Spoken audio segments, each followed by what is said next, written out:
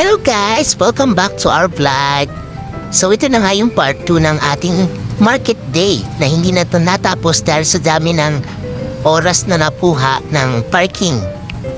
Inabot na ng siyam-siyam ang pagpark natin. So ngayon maglalakad tayo papunta sa overpass hanggang sa makarating tayo sa Maharlika Building. Grabe, nakakahingal talaga ang overpass ng Baguio. Lahat na lang ata puro may hagdanan.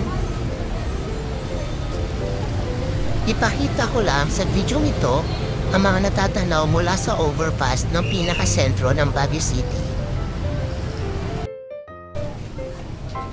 At mula sa overpass, bababa tayo papuntang second floor ng Maharlika dahil nandun sa 2053 or second floor yung ating i-claim na item.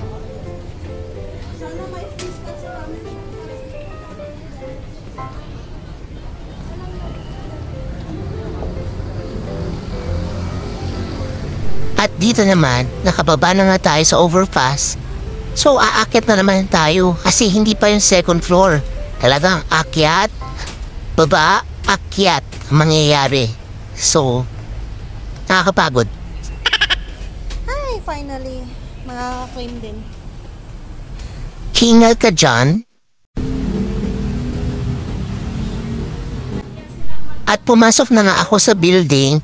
At diniretso-diretso ko na dahil sa tingin ko, sa ulo ko naman na ang dropping area ng building. Nung una talaga, di ko kabisado itong Maharlika eh. So, 2053. I think, sa kabilang side yun.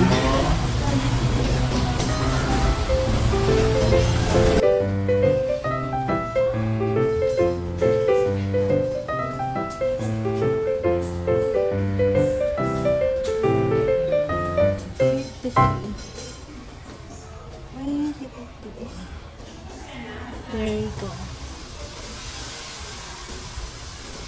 At ito na nga, nare-realize ko parang hindi ko ata makita yung 2053. Pero buti na lang, dumiretso ako sa tamang daan. And then na-realize ko, sana hindi na lang ako pumasok dun sa kabilang side at dun ako dumiretso sa kabilang side na mas shortan.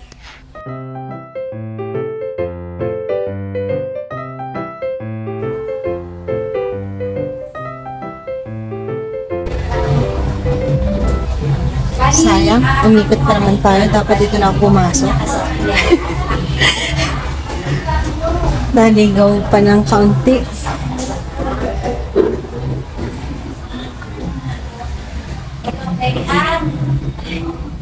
Malahasang market day yan.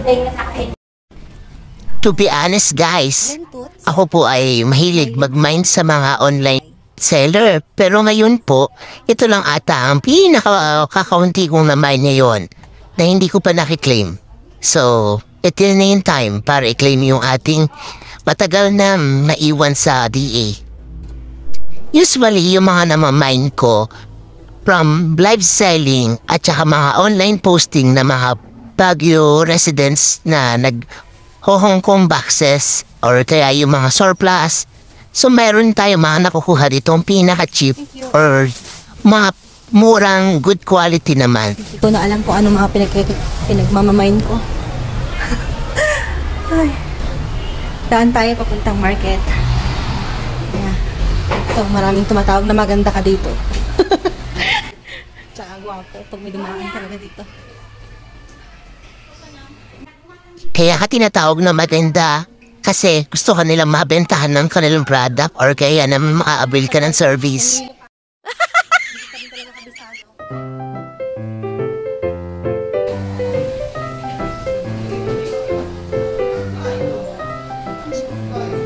Baba tayo dito. Mas safe ko dito.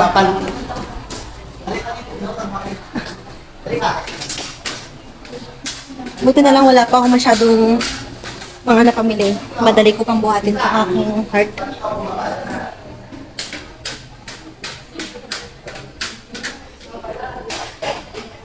Ito, shortcut dito. Sige lang, sir.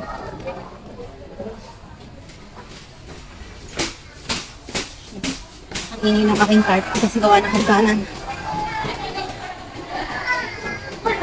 Ito ang isang way pa-exit.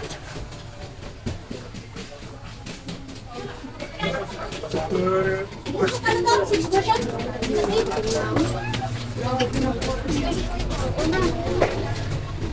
ito na ang pinaka-exit. Oh. Nakita nyo na ang liwanag. Anong klaseng liwanag ba ang hanap mo?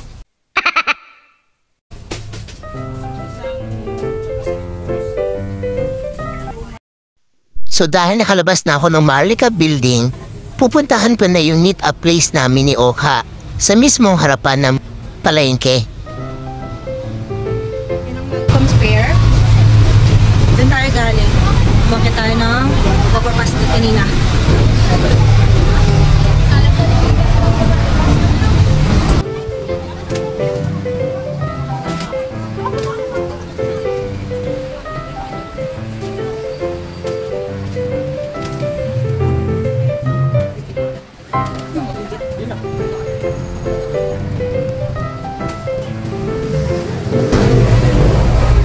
Wala pa yung kasama ko. Nabili pa ng medicine. Dito yung last time na nag-vlog kami. Ayan, dito palagi ako. Dito ang waiting area namin ni Oka kapag pupunta kami ng market.